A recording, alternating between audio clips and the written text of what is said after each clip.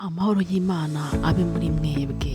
Uyu mwanya rero mbere y'uko tugira icyo tubabwira tubanje kubashimira ku byo mwakoze kubwo kudukorera subscribe, share, comment ndetse na like.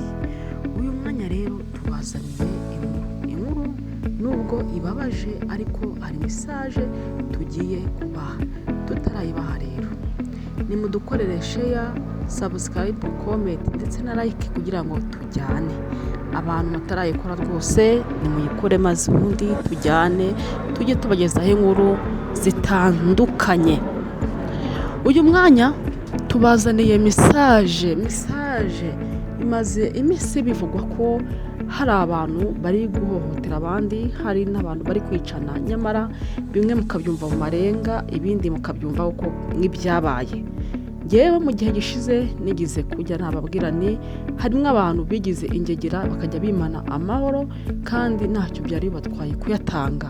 Abo bantu rero ni abandi, ni abangaba bari kwifata, ukabona umwe yishe mugenzi we, ukabona undi ahemukiye mugenzi we kandi bari babanaga. Uyu mwanya rero tubazaniye message ivuga ngo mwere gukomeza gukinisha ubuzima bw'abantu, mwere gukomeza kuvutsa abandi ubuzima bwabo. Bavandimwe, ndabwira abagabo, ndabwira abagore, uko muhuye muri babiri, niba kuko mwiyemeje kurushinga ndetse no kubaka, nabagira inama yo kujya muri kubaka mwiyemeje kurwubaka, apana umwe gukinisha amarangamutima y'undi. Bavandi, ibi bintu ndabivuga mfite agahinda, mbabaye kubw'iyi nkuru rwose yabonetse muri Rwamagana ku itariki 23 z'uku kwezi. Iyi nkuru yaratererinze murabizi, kandi si ibyo gusa, iyi nkuru ni kenshi abantu bagiye bayivugaho.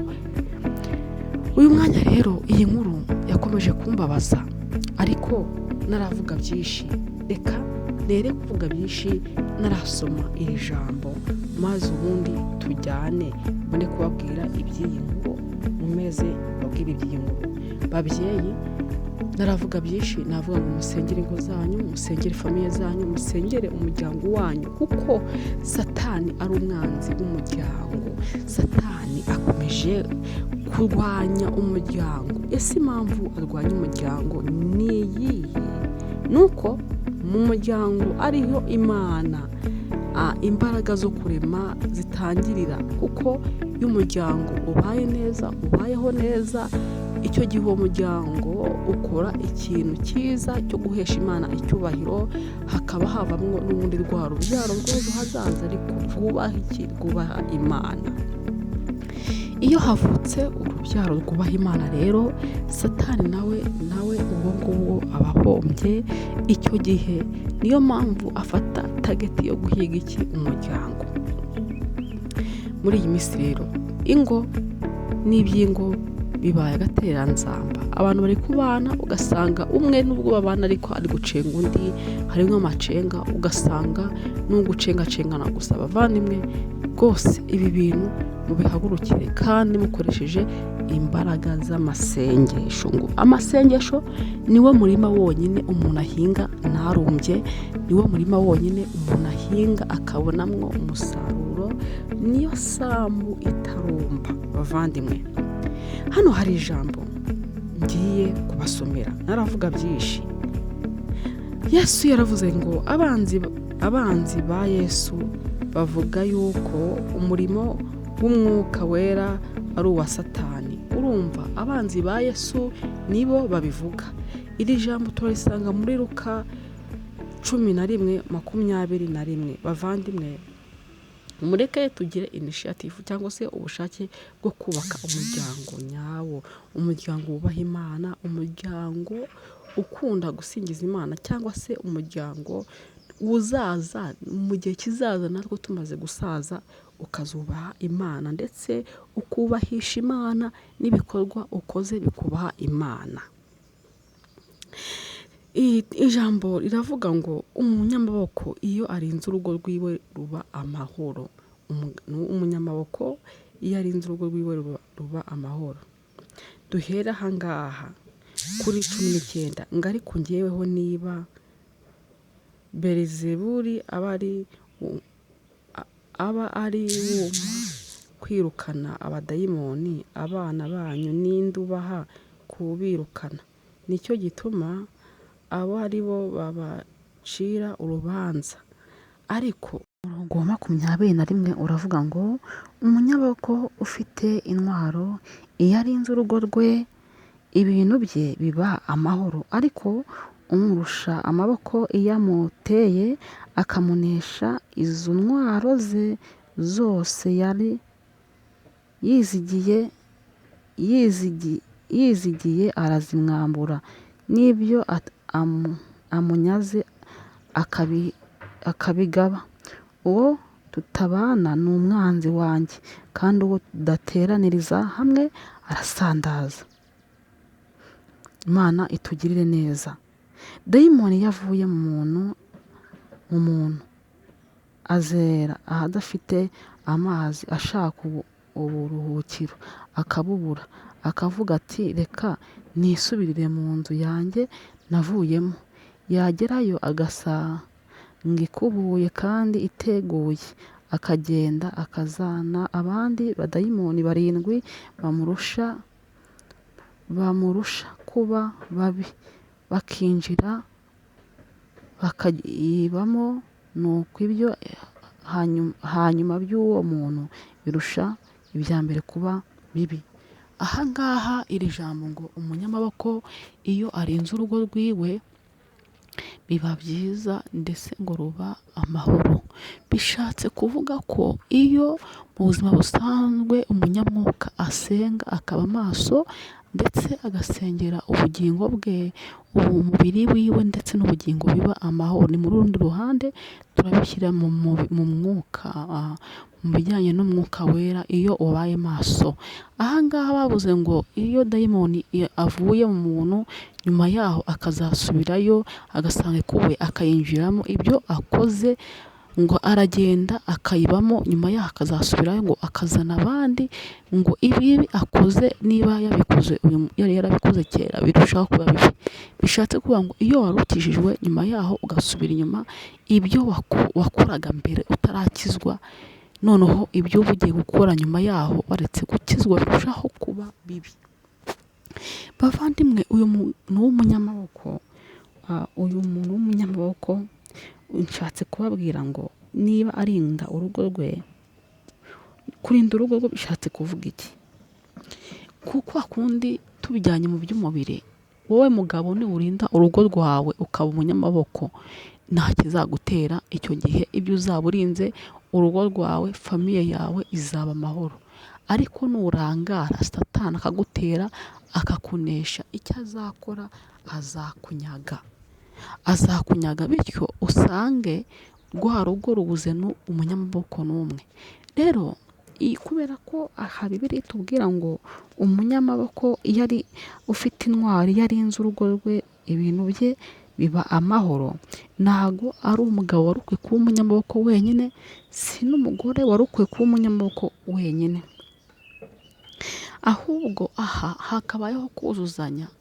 Abantu bose umwe akaba umunyamaboko kwe n'undi akaba umunyamaboko kwe, bityo ayo maboko bayahuza akaba amaboko amwe. Ariko iyo byanze usanga hari ubwo ingo ziba ziri mu manegeka, ugasanga urugo rubaye urwo gusenyuka. Urugero nk'uyu mugabo n'umugore muri kubona kuri fambuneri, niba koko bari babanye mu makimbirane nta umunyamaboko n'umwe wahabonetse, kuko urumva umugabo yifashe ahemukira uyu mugore, kandi ibi biravuga ko bari bamaze iminsi bari mu makimbirane. Ariko ni kwa kundi umubyeyi avuga ati nshaka kubaka, reka nihangane. Ukurikije iyi nkuru ukuntu yagenze nuko bayivuze ndetse n'abaturanyi biwe, usanga uyu mugore yarazi byinshi, ariko yaravuze ati reka nkomeze nihangane ndebe ko rwaba urugo ruzima. Ariko iyo byanze Satani nyine aba yabateye, yamara kubatera rero akabaka za ntwaro bari bizigiye. ngo ariko ngo umurusha amaboko iyo amuteye akamunesha, izo ntwaro ze zose yari yizigiye arazimwambura, n'ibyo amunyaze akabigaba.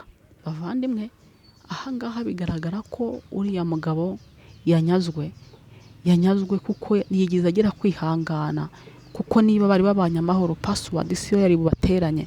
Biravugwa ko bapfuye password kuko yari yanze kumwereka password ya telefone, ariko ikibazo ndumva atari password ahubwo habayeho kubura kwizerana. Izi ngo rero ziteye uku nguku zimeze uku, bavandimwe babyeyi, ni ukuri nimureke habeho gusenga Imana, habeho kwinginga Imana ize yubake izi ngo. Hari ingo zirimo ibice bine, hari urugo usanga rurimo amakimbirane ari hagitangira, hari urugo usanga amakimbirane amazemo imyaka n'imyaniko nta n'ikintu wakora ngo avemo, hari n'urwo usanga nta makimbirane arurimo, hari n'urwo usanga rwarayigeze ariko akarangira. Izo ni ingo zirimo ibice bine kandi zubatswe muri iki gihe, zubatswe muri ubwo buryo. Hari abo usanga bari kuvuga ati twahoze mu makimbirane ariko twayavuyemo, twasanze nta mumaro atumariye, tuhitamo kuyareka. Aha rero ni hahandi baba barirukanye dayimoni washatse kubatera bakamutsitsura, akagenda agiye bagasigara amahoro. Aba ngaba ubona barigize amakimbirane ariko nyuma yaho akabavamo akagenda. Aha abadayimoni baba baraje kwinjira babamwo, ariko igihe kigeze noneho habaho kubasezerera, bemera gukizwa, baravuga ati nta mpamvu n'imwe yo gucumbikira dayimoni ngo atubemo, bafata umwanzuro bemera gukizwa. Noneho uru rugo usanga rutangiye amakimbirane yihuta cyane, cyangwa se usanga ahoramwo ariko ari hagitangira, uru rugo narwo ruba ruriho ruhari. Aya makimbirane rero nayo iyo habayeho gusenga Imana rwose, buriya nagira ngo mbwire ngo ijambo ryaravuze ngo Uwiteka ataba ari we yubaka inzu, abubatsi baruhira ubusa. Uru rugo iyo Uwiteka aje akongera akarwubaka, uru rugo ruba ruzima narwo rwongera rukagira amahoro bikemera. Ari n'urugo rero usanga ni ukuri rwararenze ihaniro, hahandi utagira uwo ubwira ngo ibi bireke ngo yemere kubireka, ahubwo usanga ari hasi hejuru, buri munsi umwaka ugashira undi ugataha ari uko bimeze. Muvandimwe wanjye, niba uri muri iki kika cy'uko wenda bihora ari uko bimeze, nakugira inama yo gusenga ugahamagara Uwiteka, byibura niba wa wundi atigeze aba umunyamaboko, umugabo atabaye umunyamaboko ngo arinde urugo rwiwe ngo ibyo arinze bibe amahoro, wowe ibera umunyamaboko, uvuga uti ese nabigenza ne kugira ngo byibura ndebe yuko narumaramo kabiri. Ese akunda kuvuga njye ceceka, ese amafaranga niyo acikamiyeho njye bimuharira iby'amafaranga mbyihorere. Bavandi, ibi byose kugira ngo umuntu yihangane agomba kubifashwa no gusenga Imana ndetse no kuba maso, kuko nugenzura uko iyi si iteye n'ikinyejana turimo, uri busange izi ngo uko ari enye uko nzivuze arizo ziri kugaragara. Abantu bamaze kurenga ihaniro, abigize amakimbirane akaba yaravuyemo bagakizwa bakava muri ibyo, naho amakimbirane agitangira, ndetse n'abatarigeze bagira ayo makimbirane. Izo ngo uko ari enye cyangwa aya mafamiye uko ari ane turayagira ari kuri iyi si, ndetse bamwe na bamwe muzagenda mubabona. Hari ubwo uzahura n'uwigize amakimbirane akareka, hari n'ubwo uzahura n'utigize amakimbirane, uwo ngo nushobora kumubwira ko amakimbirane abaho ngo abyemere, arahakana akagutera utwatsi. Ariko ngira ngo mubwire ngo nkurikije uko maze kugikora ubushakashatsi bwanjye, nsigaye mbona aya mafamiye uko ari ane ariho kandi agaragara. Bavandimwe, nabagira inama yo gusenga, nabagira inama yo kuba maso. Babyeyi, muhaguruke dusenge Imana, dutakambire iyo mu ijuru itabare aya mafamiye, itabare ibi bice bigize aya mafamiye ari kugaragara muri iyi minsi ya none. Niba ho bigeze aho umugabo atinyuka kwica umugore azi neza ko babanaga akamwica, icyo ni ikimenyetso simusiga cy'uko amakimbirane ariho. Muvandimwe, twakagombye kubaka famiye nziza, twakagombye kugira famiye ishimisha Imana ndetse izanagomeza kuyishimisha mu gihe kizaza. Ariko ikibazo, abadayimoni shitani yamaze kunyanyagiza, abazimu bameze uku kuntu ndi kubabwira, baraza iyo badafashe umugabo bafata umugore, iyo badafashe umugore bafata umugabo, ugasanga abantu bari kubana mu makimbirane. Rero nta wundi muti nabarangira usibye kwihangana no gusenga Imana, ukabaza Imana icyerekezo cy'uko ugomba kubigenza, ugasaba Imana kwihangana, ugasaba Imana imbaraga zo kugira ngo iguhe kwihanganira ibyo byose uri guhura nabyo, iguhe kwihanganira ibyo ubona. Ari umukobwa ava iwabo ashaka kubaka, ashaka kugira ngo arebe ko yakubaka, ariko Satani kuko ari umwanzi w'ibyiza ahora arekerereje, yumva ko ashobora kuba yatera iyo famiye yunze ubumwe. Ndagira ngo mbabwire ngo famiye ni ikintu gikomeye, iyo ibaye neza ikaba amahoro, ibavamwo urubyaro runezeza Imana. Ariko iyo famiye byanze, ni ukuvuga ngo Satani aba abonye icyuho cyahanyura kugira ngo arwanye urubyaro runezeza Imana. Aho niho hahandi famiye bamwe bazicana, hagasigara imfubyi, za mfubyi nazo zikajyana kuko nabo rero zabonye, usange wa muryango urazimye, usanga umuryango uri kunezeza Imana ntugihari, kuko habayeho gutandukana kw'aba bantu babiri bari umwe, noneho bahindutse babiri kuko umwe ari guhiga undi. Ubwo hakaza impande ebyiri ziri guhigana.